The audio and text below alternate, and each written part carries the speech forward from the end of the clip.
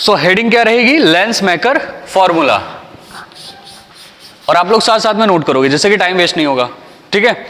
सो lens maker formula, मैं पहले से बता दूं तुम क्या प्रूफ करने वाले हो। आप प्रूफ करने वाले हैं 1/f is equal to n-1 और ब्रैकेट में रहता है 1/r1 माइनस 1/r2। इस फॉर्मूले की प्रूविंग आप देखने वाले हो, इंपॉर्टेंट होता है, एग्जाम में पूछा जाता है, ठीक है। ये फॉर्मूला हमें प्रूव करना है। अच्छा मैं बता दूं, जब तक हम लोग 10th क्लास में हुआ करते थे, हम लोग नहीं तुम लोग, ठीक है, जब तक आप 10th क्लास में थे तब तक आप फॉर्मूला क्या पढ़ते थे लेंस के लिए? 1/f is equal to 1/v minus 1/u। वो जो फॉर्मूला होता था वो पतले लेंस के लिए होता था, जब लेंस आपका कैसा रहता है? पतला रहता है, थिन लेंस रहता है। यहां पे लेंस थोड़ा सा थिकर है और ये फॉर्मूला हम दोनों लेंस के लिए पढ़ेंगे और एज वेल एज दोनों लेंस के लिए फॉर्मूला क्या आएगा? सेम आएगा, इसमें कोई परिवर्तन नहीं होगा। जैसा कि आप पहले भी जान चुके हो कि 1/f is equal to 1/v minus 1/u formula दोनों लेंसेज के लिए एप्लीकेबल था जब आप 10th क्लास में हुआ करते थे। किस लेंस के लिए? थिन लेंस के लिए। तो 12th में भी वही फॉर्मूला है थिन लेंस के लिए, यहां पर भी निकालेंगे और साथ में लेंस मेकर फॉर्मूला भी देखते हुए चलेंगे, ठीक है। सो हेडिंग लगा ली होगी लेंस मेकर फॉर्मूला, और इस बार जो लेंस रहेगा वो कैसा रहेगा? मोटा रहेगा, थिक रहेगा, ठीक है। दैट्स व्हाई हम रेडियस ऑफ कर्वेचर को डिवाइड कर पाएंगे, ओके। चलो, तो सबसे पहला जो कॉन्सेप्ट समझना रहेगा ना आपके लिए, जो टास्क समझना रहेगा वो रहेगा लेंस से बना हुए डायग्राम को समझना, ठीक है। हम क्या करते हैं? लेंस की थिकनेस को डिवाइड कर देते हैं 2 पार्ट्स में, ओके। ये रहा आपका मेन एक्सेस, ये क्या है? ये है मेन एक्सेस जो लेंस को 2 इक्वल पार्ट्स में डिवाइड करने का काम करता है। यहां पर आपको क्या मिलेगा? ऑप्टिकल सेंटर, जिसको अपन क्या बोलते हैं? सी।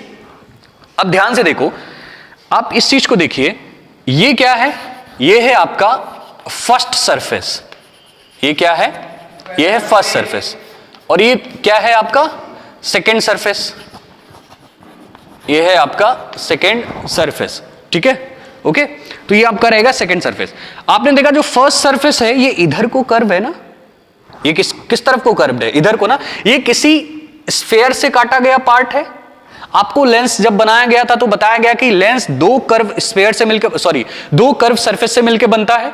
तो ये सरफेस इधर को कर्व्ड है ना, और ये वाला सरफेस इधर को कर्व्ड है। मतलब पहला सरफेस इधर को कर्व है तो इसका ऑप्टिकल सेंटर कहीं इधर होगा, C1। ये चीज समझ में आ रही है?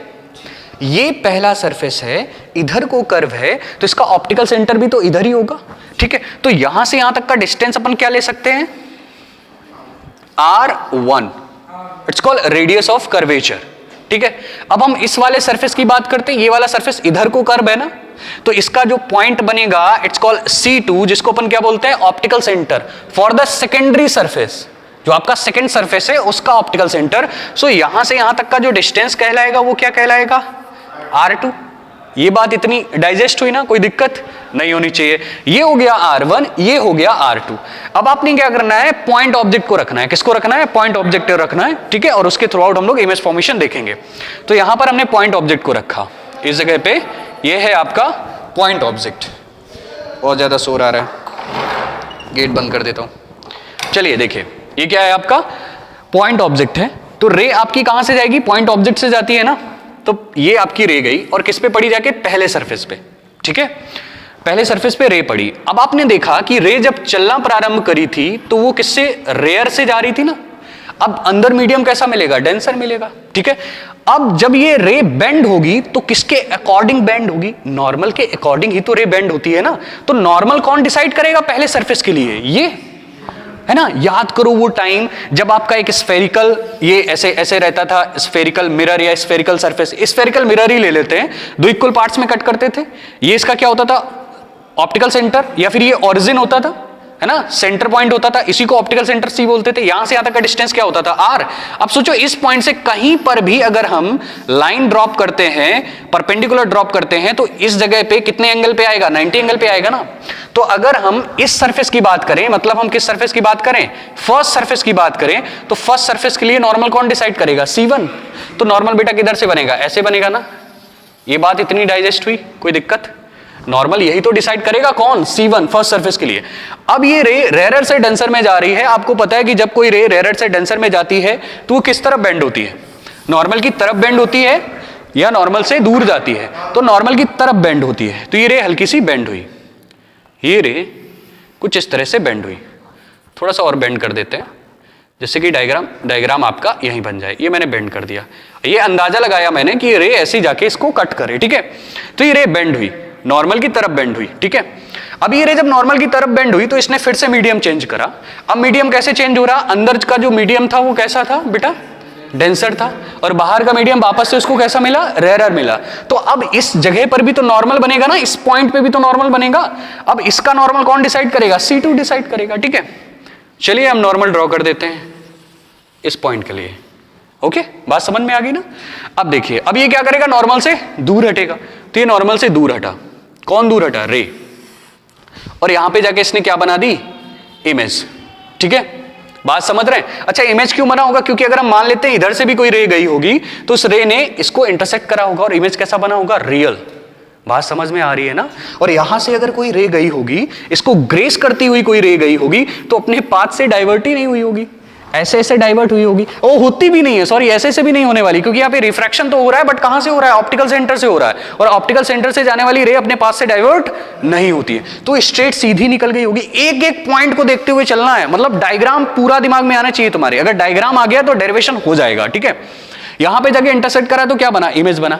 अब हम ऐसा मान लेते हैं कि अगर सेकेंड सरफेस नहीं होता, ये सरफेस नहीं होता, तो ये रे बेंड हुई है ना, तो बेंड नहीं होती। I am repeating my sentence कि अगर ये वाला सरफेस सेकेंड सरफेस नहीं होता तो रे जितनी बेंड हुई है इससे निकलने के बाद उतनी बेंड नहीं होती, सीधी निकल जाती और किसी पॉइंट पे इसको इंटरसेक्ट करती, तो वहां पे क्या बनता, इमेज बनता।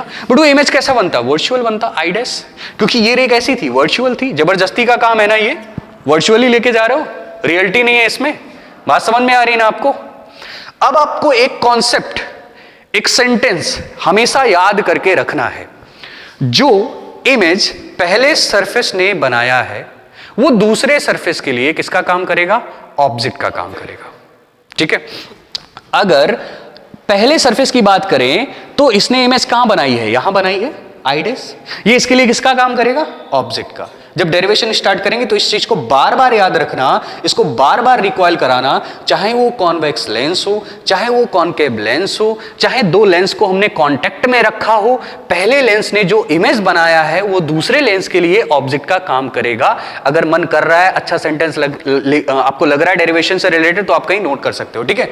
जो फर्स्ट सरफेस द्वारा बना हुआ क्या है, इमेज है, वो दूसरे सरफेस के लिए किसका काम करेगा, ऑब्जेक्ट का काम करेगा। अब चलो हम डिस्टेंस लेते हैं। बेटा ये ऑब्जेक्ट है, ये सारी डिस्टेंस कहां से लेते हो, ऑप्टिकल सेंटर से। ये डिस्टेंस क्या हो जाएगी, ध्यान से देखो, ये वाली डिस्टेंस को क्या बोलेंगे, u, ठीक है। अच्छा u किसके लिए है, फर्स्ट सरफेस के लिए है, तो हम यहीं तक रखते हैं, आपको कंफ्यूजन नहीं होगा, ठीक है। फर्स्ट सरफेस के लिए u क्या है, o है। अगर आप सेकेंड सरफेस की u की बात करते हैं तो यहां से यहां तक का डिस्टेंस क्या ले सकते हैं, v डैश ले लिया। अभी हम u की जगह रिप्लेस कर देंगे, और ये डिस्टेंस क्या हो गई आपकी, ये इमेज तक की डिस्टेंस है ना, इसको मान लिया v, और आपने r1 और r2 ऑलरेडी लिया हुआ था। बात समझ रहे हैं, r1 और r2 आपको ऑलरेडी पता था। तो सबसे पहले हम लोग बात करते हैं फर्स्ट सरफेस के लिए। फॉर फर्स्ट सरफेस हम किसकी बात कर रहे हैं, पहले सरफेस की बात कर रहे हैं। तो पहले सरफेस की बात करेंगे तो हम सरफेस का फॉर्मूला यूज करेंगे। सरफेस का फॉर्मूला आपको याद होगा, क्या होता था, n2 upon v minus n1 upon u is equal to n2 minus n1 upon r। ये कब फॉर्मूला रहता था, जब रे रेयरर से डेंसर में जाती थी, ठीक है। समझ में आ रहा है, ये यहां तक का दिख रहा है ना, ठीक है। रेयरर से किस में जा रही है, डेंसर में जा रही है। तो जब रेयरर से डेंसर में जा रही है तब ये फॉर्मूला रहता था। अब इस फॉर्मूले को इसके अकॉर्डिंग चेंज करोगे, ठीक है। सो ये आपका एज वेल एज n2 रहा। अब फर्स्ट सरफेस के लिए v क्या है, फर्स्ट सरफेस ने v कहां पर बनाया बेटा, ये बनाया ना v, पहले सरफेस ने। बात समझ में आ रही ना आपको। तो ये क्या हो गया, v डैश हो गया माइनस n1 अपॉन, अब पहले सरफेस के लिए u क्या है, u ही तो है, तो ये आपका क्या हो गया, u हो गया, इज इक्वल टू यहां पे क्या हो जाएगा, n2 minus n1 upon r1, ये क्या है, रेडियस है, ठीक है, r1 हो गया। पहले सरफेस के लिए रेडियस क्या थी, r1, तो इसको r1, इसको डाल दो फर्स्ट इक्वेशन और यहीं डाल के छोड़ दो। अब हम किसके बारे में बात करेंगे नाउ, किस सरफेस की बात करेंगे, सेकेंड सरफेस की बात करेंगे, ठीक है। सेकेंड सरफेस की बात करेंगे, और सेकेंड सरफेस में क्या हो रहा है, रे कहां से कहां जा रही है, डेंसर टू रेयरर। फॉर्मूला बदलता है ना सरफेस के लिए, क्या बदल के हो जाता है, n1 upon V minus n2 upon U is equal to n1 minus n2 upon R. याद आ रहा है कुछ? अब बेटा क्या हो जाएगा, अब आपको क्या करना है, इस फॉर्मूले को सेकंड सरफेस के लिए अप्लाई करना है, ठीक है। तो फॉर्मूला क्या हो जाएगा, n1 अपॉन वी। अब बेटा सेकंड सरफेस के लिए v क्या है, ध्यान से देखो, सेकंड सरफेस के लिए v क्या था, सेकंड सरफेस के लिए v क्या है, v ही है, तो v रहेगा माइनस n2 अपॉन, अब इसके लिए u क्या हो जाएगा, मैंने जो सेंटेंस बोला था कि ये वाला जो फर्स्ट सरफेस ने जो इमेज बनाया है वो सेकंड सरफेस के लिए किसका काम करेगा, ऑब्जेक्ट का। तो ये वाली डिस्टेंस लेंगे, ये डिस्टेंस क्या हो जाएगी, u हो जाएगी, ठीक है। ओके, आप चाहो तो यहीं पे सेंटेंस लिख लेना, तो ये क्या हो जाएगा आपका v dash is equal to क्या हो जाएगा, n1 minus n2 upon r2, ठीक है। ये क्या बन गया आपका सेकेंड इक्वेशन, ठीक है। बात समझ में आ गई ना आपको, सेकंड इक्वेशन। कहीं पे जगह बच रही है, हम यहां पे लिखने की कोशिश करेंगे, ठीक है, पूरा लिखा रहेगा, परेशान नहीं होइए। अब हम दोनों इक्वेशंस को आपस में ऐड कराएंगे। जब हम दोनों इक्वेशंस को आपस में ऐड करा रहे होंगे तो क्या मिलेगा हमको, यहां से हमको मिलेगा n2 अपॉन, लिख देते हैं यहां पे, आपको समझ में भी आए, हमने क्या कराया है, first equation plus second equation कराया है, ठीक है। तो फर्स्ट इक्वेशन आपके पास क्या था, n2 upon V dash minus n1 upon U plus n1 upon v minus n2 upon v dash is equal to, ऊपर क्या आएगा, n2 minus n1 upon r1 plus n1 minus n2 upon r2, यही आएगा ना, ठीक है। ये first equation है, नीचे वाली सेकंड इक्वेशन। कुछ कैंसिल हो रहा है आपस में, ये कैंसिल हो रहा है, ठीक है। क्या बचेगा, जो बचेगा उसको हम यहां पे लिखते हैं, आई थिंक यहां तक का आपको दिख रहा होगा, ठीक है। जो बच रहा है उसको हम यहां पे लिखते हैं। क्या बच रहा है बेटा, ध्यान से देखो। अब देखो शॉर्ट में करेंगे हम थोड़ा सा, हम ऐसे लिख सकते हैं n1 upon V minus n1 upon U is equal to, अब अच्छा ध्यान से देखो, यहां से कुछ कॉमन ले सकते हैं, क्या कॉमन चला जा सकता है, हम n2 माइनस n1 कॉमन ले लेते हैं, ठीक है। अब इसको माइनस बनाने के लिए ये माइनस हो जाएगा, इधर से माइनस कॉमन आएगा, ये क्या हो जाएगा, n2 माइनस n1 हो जाएगा, और इधर माइनस का मल्टीप्लाई हो जाएगा तो प्लस क्या हो जाएगा, माइनस हो जाएगा, ठीक है। सो अब हम सीधा कॉमन लेंगे, क्या हम कॉमन लेंगे, n2 माइनस n1 कॉमन लेंगे, और अंदर क्या बचेगा, 1 upon r1 minus 1 upon r2। हमको बहुत छोटा छोटा लिखना पड़ रहा है जगह की वजह से, डायग्राम आपने पहले ही बना लिया होगा, है ना, ठीक है। सो अभी अगर चाहो तो n1 को कॉमन ले सकते हैं, और आपको पता है कि n1 रिफ्रैक्टिव इंडेक्स किसका है, एयर का है, और एयर का रिफ्रैक्टिव इंडेक्स क्या होता है 1, और मीडियम का रिफ्रैक्टिव इंडेक्स क्या होता है n। तो इसको एटलीस्ट क्या लिख सकते हो, नीचे देख लो यहाँ पे, इसको हम लिख सकते हैं 1 upon V minus 1 upon U is equal to n minus 1, और ब्रैकेट में क्या आएगा, 1 upon r1 minus 1 upon r2। ये भी फॉर्मूला हो सकता है, ठीक है। और साथ में 1 upon V minus 1 upon U बराबर किसके होता है, 1 अपॉन एफ के, तो ये भी फॉर्मूला हो सकता है।